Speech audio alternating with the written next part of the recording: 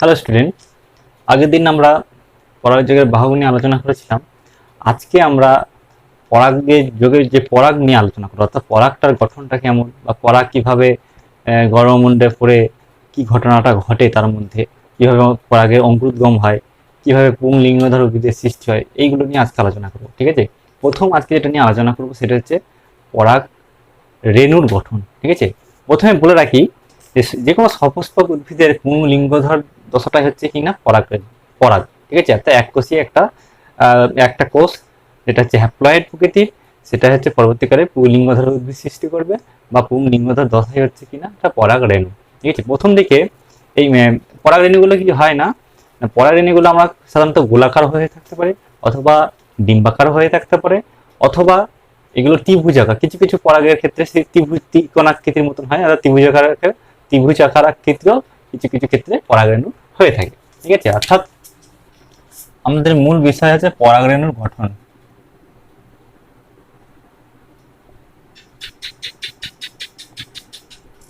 এই যে পরাগরেণুর গঠন নিয়ে আজকে আলোচনা করব। তো কি কি বললাম না, পরাগরেণু সাধারণত গোলাকার হয়ে থাকে, যার মধ্যে নিউক্লিয়াস থাকবে, অথবা কি থাকবে না, ডিম্বাকার হয়ে থাকতে পারে, অথবা ত্রিভুজাকার, এরকম ভাবে ত্রিভুজাকারও কিছু কিছু পরাগরেণু হয়ে থাকে। ঠিক আছে, এবার বলে রাখি যে এই পরাগরেণুর বাইরের দিকে অর্থাৎ একটা আবরণ থাকে। এই আবরণটা সাধারণত কি দিয়ে গঠিত? একটিন, মানে প্রথম দিকে একদম যখন পরাগরেণুগুলো উৎপন্ন হচ্ছে, অর্থাৎ ইয়াং ইয়াং যে পরাগরেণুগুলো, অর্থাৎ নতুন সৃষ্টি যে পরাগরেণুগুলো, সেগুলো কি না, তাদের যে কোষ প্রাচীর বাইরের দিকে যে আবরণটা, অর্থাৎ যে এই বাইরের আবরণটা, সেটা কি নিয়ে গঠিত না, পেকটিন, পেকটিন ও সেলুলোজ দ্বারা গঠিত।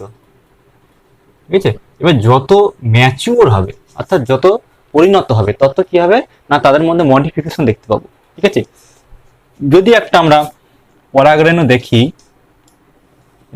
যদি একটা পরাগরেণু দেখি, তাহলে কি দেখতে পাবো না, প্রত্যেকটা ম্যাচিওর যদি পরাগরেণু হয়, প্রত্যেকটা পরাগরেণুর কি হবে না, দুটো যে লেয়ার দেখতে পাবো, দুটো স্তর দেখতে পাবো। ঠিক আছে, একটা হচ্ছে বহিস্তর, সেই বহিস্তরটাকে বলবো না, প্রত্যেকটি পরাগরেণু প্রাচীর হচ্ছে ম্যাচিওর, দ্বিস্তরীয় প্রাচীরটা হচ্ছে কিনা দ্বিস্তরীয়।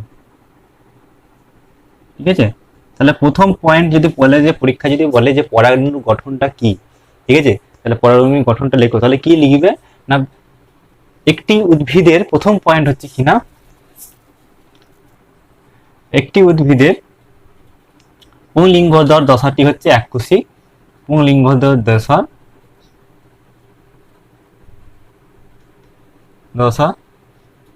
এককোষী পরাগরেণু।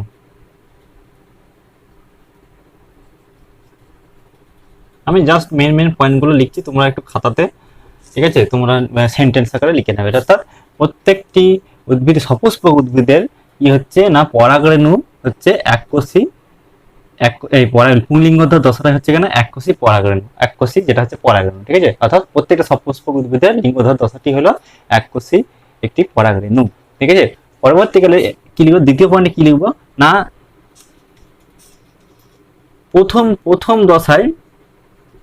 প্রথম দশায় পরাগরেণুর কোষ প্রাচীর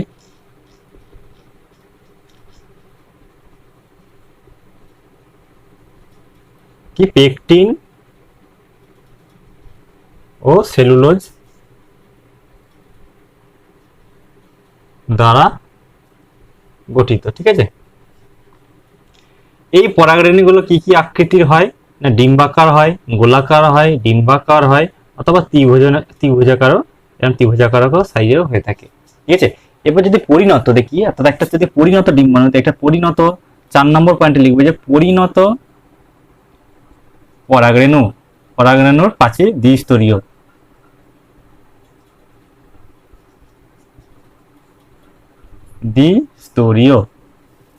ঠিক আছে, অর্থাৎ দ্বিস্তরীয়, একটা বাইরের দিকে থাকবে, একটা ভেতর দিকে থাকবে। যে ভেতর দিকে স্তরটাকে, সেটাকে বলবো আমরা কি না, ইনটাইন। ঠিক আছে, অর্থাৎ ভেতরের স্তরটাকে বলবো আমরা ইনটাইন। ঠিক আছে, ইনটাইন। আর একইভাবে বাইরের দিকে স্তরটাকে বলবো এক্সাইন। ইন মানে ভেতরে, এক্স মানে বাইরে। ঠিক আছে, এক্সাইন। ঠিক আছে, তো এই এক্সাইনটা হচ্ছে আবার কি না, এই এক্সাইনটা অর্থাৎ একটি তোমার কি নিয়ে গঠিত না, এই বলে রাখি এই এক্সাইনটা একটা এই এক্সাইনটা হচ্ছে তোমার কিছু কিছু জায়গাতে কি থাকে না, ফাঁকা ফাঁকা থাকে, অর্থাৎ গ্যাপ রেখে দেয়। এই গ্যাপগুলো কে বলা হয় জাম্পোর। অর্থাৎ এক্সাইন স্তরটি পরাগায়নের কিছু পুরো সম্পূর্ণভাবে বিস্তার করে না, কিছু কিছু জায়গায় খাঁজের সৃষ্টি করে। তো এই যে খাঁজের মতন অংশগুলো রয়েছে এইগুলোকে বলবো জাম্পোর, ঠিক আছে। অর্থাৎ এক্সাইনটি কি হচ্ছে না সমানভাবে বিস্তৃত নয়, কিছু কিছু জায়গায় থাকে না এক্সাইনটা, তা কি বলবো আমরা কিনা সেই জায়গাগুলো কি করব, সেই জায়গাগুলোকে বলবো আমরা জাম্পোর, ঠিক আছে, ঠিক আছে, জাম্পোর। অর্থাৎ এক্সাইনটি এক্সাইনটি কিছু কিছু জায়গায় ফাঁকা মানে থাকে না, সেটাকে বলবো, সেই জায়গাগুলোকে বলবো জাম্পোর, যা পরবর্তী সময়ে পরাগরেণু অঙ্কুরোদ্গম করতে সাহায্য করবে। অথবা কি হচ্ছে না এই জাম্পোরগুলো দিয়ে ভেতরে বিভিন্ন রকম উপাদান সেখানে প্রবেশ করবে, দিয়ে অঙ্কুরোদ্গম করতে সাহায্য করে, পরে আমরা দেখবো, আলোচনা করব। এবার বলে রাখি এই যে এক্সাইনটা বললাম, এই এক্সাইনটাকে আবার দুভাগে ভাগ করায়, ঠিক আছে।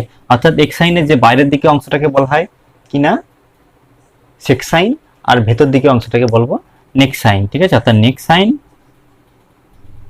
আর সেক্সাইন, ঠিক আছে। অর্থাৎ এই যে ভেতরের দিকে কিছু কিছু পরে যদি দেখি যে এই যে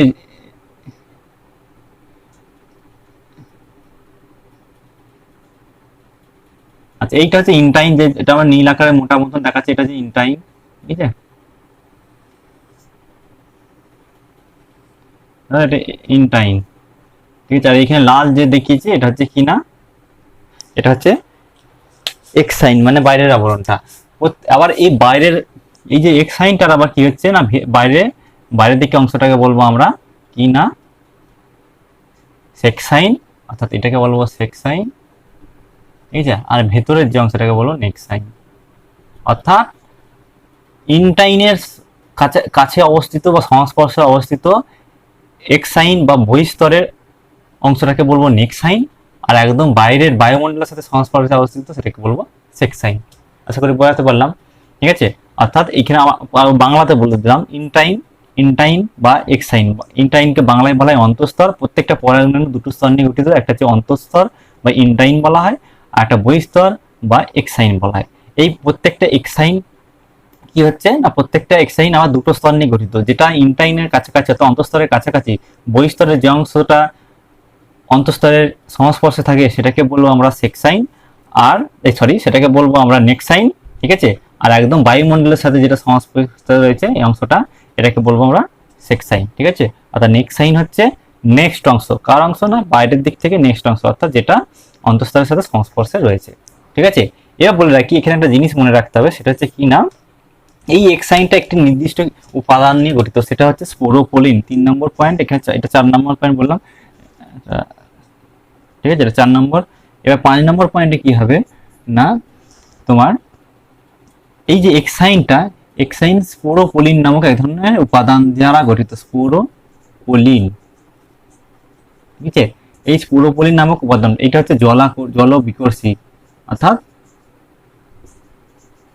জল দ্বারা একে মানে জলের বিকর্ষী, জলকে মোম যেমন বা তেল যেমন জল বিকর্ষী, জলের অভিভূত হয় না, তেমন এটা হচ্ছে কিনা স্পোরোপোলিন উপাদানটা হচ্ছে কিনা জল বিকর্ষী, যার ফলে কি হয় না ফুলেতে যখন বৃষ্টিপাত হচ্ছে তখন ওই পরাগরেণুগুলো জল পরে ভিজে যায় না, অর্থাৎ এই জল থেকে কি হয় ওই জন্য পরাগ যদি জলেতে ডুবায় তাহলে দেখবে ওটা ভিজে যাবে না, কারণ এর মধ্যে স্পোরোপোলিন রয়েছে, ভিজতে দেয় না, তাহলে ভিজে গেলে তো পরাগরেণুটা নষ্ট হয়ে যেতে পারে, সেই জন্য ভিজতে দেয় না, ঠিক আছে। এই হচ্ছে একটা পরাগরেণুর গঠন। তাহলে প্রথম থেকে একবার রিপিট করে দিচ্ছি না, যদি পরীক্ষায় বলে যে পরাগরেণুর গঠনটি কি, তাহলে প্রথমেই লিখি যে প্রত্যেকটা পরাগরেণু সেটা হচ্ছে পুংলিঙ্গ দশার একটি অংশ, ঠিক আছে। পুংলিঙ্গ দশার অংশ, পুংলিঙ্গ দশার যেই অংশটার নামই হচ্ছে কিনা পরাগরেণু, যেটা হচ্ছে এককোষী। প্রত্যেকটি পরাগরেণু কি হতে পারে বিভিন্ন উদ্ভিদের প্রজাতি অনুযায়ী সেটা আকার হতে পারে, আর বিভিন্ন রকম আকার হতে পারে, গোলাকার, ডিম্বাকার বা ত্রিভুজাকার, ঠিক আছে। প্রথম দশার দিকে যে প্রথম দশায় একদম ফার্স্টে যখন পরাগরেণুটা উৎপন্ন হচ্ছে তখন তার পরাগরেণুর উপাদান ছিল পেকটিন, সেলুলোজ। পরবর্তীকালে যখন ম্যাচিওর হচ্ছে তখন প্রত্যেকটা পরাগরেণু কি থাকে দুটো স্তর দ্বারা গঠিত, একটা হচ্ছে অন্তঃস্তর, একটা হচ্ছে বহিঃস্তর, ঠিক আছে। এবার এই অন্তঃস্তরকে বলবো ইনটাইন, বহিঃস্তরকে বলবো এক্সাইন। এই প্রত্যেকটা এক্সাইন আবার দুটো দুটো ভাগে বিভক্ত করা হয়েছে এক্সাইনকে, ঠিক আছে। একটা বায়ুমণ্ডলের সংস্পর্শে থাকে, আর একটা হচ্ছে অন্তঃস্তর বা ইনটাইনের সংস্পর্শে থাকে। যেটাকে ইনটাইনের সংস্পর্শে থাকে বলবো সেটাকে বলবো নেক্সাইন, আর যেটা বাইরে রয়েছে সেটাকে বলবো সেক্সাইন। অর্থাৎ সেক্সাইনের নেক্সট যে অংশটাকে বলবো সেটাকে বলবো আমরা নেক্সাইন, ঠিক আছে। এই যে এক্সাইন মানে তোমার যে নেক্সাইন আর যে সেক্সাইন বললাম বা এক্সাইন, দুটো মিলে তো এক্সাইন আছে। এই এক্সাইনটা একটা নির্দিষ্ট উপাদান দ্বারা গঠিত, যার নাম হচ্ছে কি না স্পোরোপোলিন, ঠিক আছে। অর্থাৎ বাইরে যে কোষপ্রাচীরটা একদম এক্সাইনটা, সেটা একটা স্পোরোপোলিন নামক জলাবিকর্ষী এক ধরনের উপাদান দ্বারা গঠিত।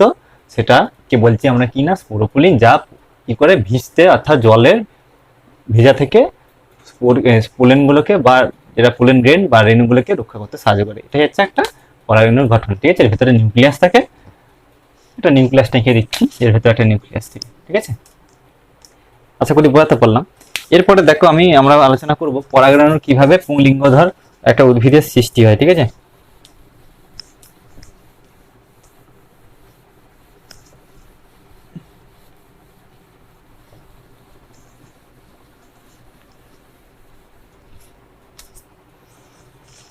পুংলিঙ্গধর উদ্ভিদের সৃষ্টি।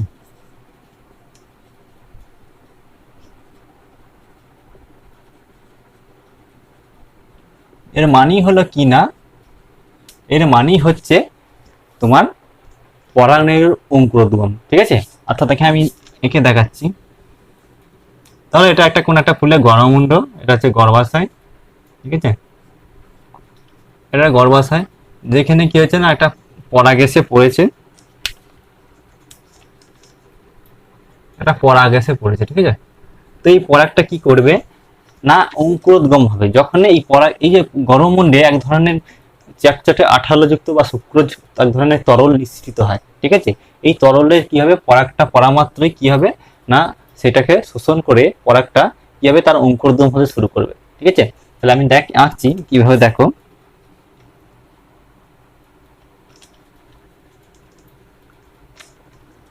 প্রত্যেকটা পরাগরেণু আগে আমরা বলেছি যে একটা ভেতরের স্তর একটা বাইরের স্তর থাকে। সেই বাইরের স্তরটা কিছু কিছু জায়গায় খাঁজ থাকে, যেগুলো বলা হয় জাম পোর, ঠিক আছে। এই জাম পোর গুলো দিয়ে কি হবে, এই যে গর্ভমুণ্ডের যে আমাদের সিক্রেট করেছিল উপাদানটা শুক্র বা চিনি জাতীয় বা সুগার কার্বোহাইড্রেট জাতীয় সুগার জাতীয় এক ধরনের উপাদান, সেটা কি হচ্ছে এর মধ্যে প্রবেশ করে কিভাবে অঙ্কুরোদ্গম করতে সাহায্য করবে, ঠিক আছে। তো বলে রাখি প্রত্যেকটা যখন অঙ্কুরোদ্গম হচ্ছে স্টার্ট হবে তখন কি হবে না প্রত্যেকটা তোমার পরাগরেণুর কি হবে দুটো কোষ বিভাজিত হয়ে গিয়ে দুটো কোষ উপাদান সৃষ্টি করবে, ঠিক আছে। অর্থাৎ একটা বড় আকৃতির কোষ থাকবে যাকে আমরা কি বলবো না নালী নিউক্লিয়াস বা নালী কোষ, আর একটা কি হবে না একটা এরম স্পিন্ডিল শেপের বা এরম কি হচ্ছে না দুই প্রান্তত ছোঁচালো যেটাকে বলা হচ্ছে এরম ধর একটা কোষ থাকবে, ঠিক আছে। তো সেই কোষটাকে বলবো আমরা কি না জনন কোষ, ঠিক আছে। তাহলে একটা হবে নালী কোষ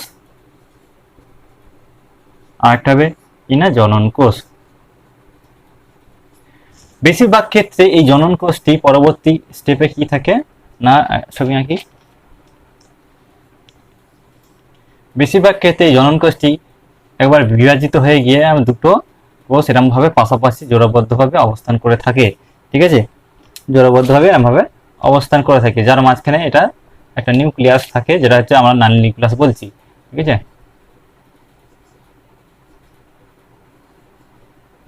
এরম ভাবে অবস্থান করে থাকে, ঠিক আছে। অর্থাৎ বেশিরভাগ ক্ষেত্রেই এইখানে যে জনন কোষটা এটা এরকম মানে 60% কেসে এরকম ভাবে বিভাজন ভাবে মানে বিভাজিত হয়ে থাকে, কিন্তু পুরোপুরি আলাদা হয় না। কিছু কিছু ক্ষেত্রে একটাই অবস্থান করে, কিন্তু বেশিরভাগ ক্ষেত্রে দুটো এরকম ভাবে অবস্থান করে, ঠিক আছে।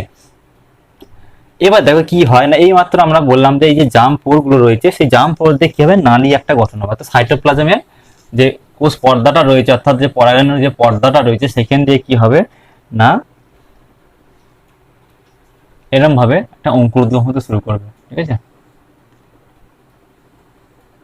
এরম ভাবে অঙ্কুরোদ্গম হতে শুরু করে যারা বেরিয়ে আসবে বাইরে দিয়ে এরম ভাবে অর্থাৎ এক্সটেনশন হবে সাইটোপ্লাজম এখানে প্রবেশ করবে, যার ফলে কি হবে না এর মধ্যে যে নিউক্লিয়াস গুলো ছিল অর্থাৎ যেখানে বললাম নালী নিউক্লিয়াস একটা আমরা আগের দিন দেখালাম মানে আগে দেখালাম যে কিনা নালী নিউক্লিয়াস অর্থাৎ একটা ছবি আঁকি, এটা বললাম এখানে স্পিন্ডেল শেপের একটা কোষ থাকবে, এখানে একটা নালী নিউক্লিয়াস থাকবে, এটাকে নালী নিউক্লিয়াস বলছিলাম, এটাকে বলে জনন কোষ। তাই নালী নিউক্লিয়াসটা নালী গঠন করবে, আর ভেতরে কি থাকবে না এরকম ভাবে জনন কোষগুলো অবস্থান করবে, ঠিক আছে দুটো। অর্থাৎ এইখান দিয়ে কি হবে আস্তে আস্তে এরকম ভাবে ভেদ করে প্রবেশ করতে থাকবে নিচে দিয়ে। কোথায় যাবে, এখানে গর্ভাশয় আছে, সেই গর্ভাশয়ে গিয়ে এই যে দুটো এখানে রয়েছে, দুটো পরবর্তীকালে ডিটাচ হয়ে যাবে যখন কাছাকাছি পৌঁছাবে, দিয়ে এটা এটা নালী গঠন করা, যেই নালী হয়তো শেষ হয়ে যাবে, এখানে চলে এলো, পৌঁছে গেল মনে করো এখান থেকে এসে, তখন কি হবে এখানে এসে নালী নিউক্লিয়াসটা নষ্ট হয়ে যাবে। এবং এই পিছনে যে আমাদের দুটো জনন কোষ রয়েছে সেটা একটা নির্মিত নিউক্লিয়াসকে ফার্টিলাইজ করবে, আর একটা ডিম্বক থাকবে, সেই ডিম্বককে ফার্টিলাইজ করবে, দিয়ে দ্বিনিষেক ঘটবে। পরের দিন আমরা দ্বিনিষেক নিয়ে আলোচনা করব।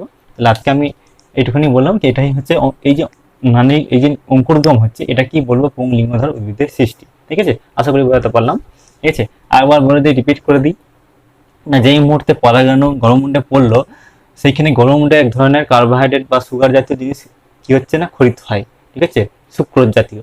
যার ফলে কি হবে, এই যে জার্ম পোরগুলো দিয়ে সেই সুক্রোজ উপাদানটা পরাগাণুর মধ্যে প্রবেশ করবে, এবং কি হবে না পরাগাণুর অঙ্কুরোদ্গম হতে শুরু করবে, ঠিক আছে।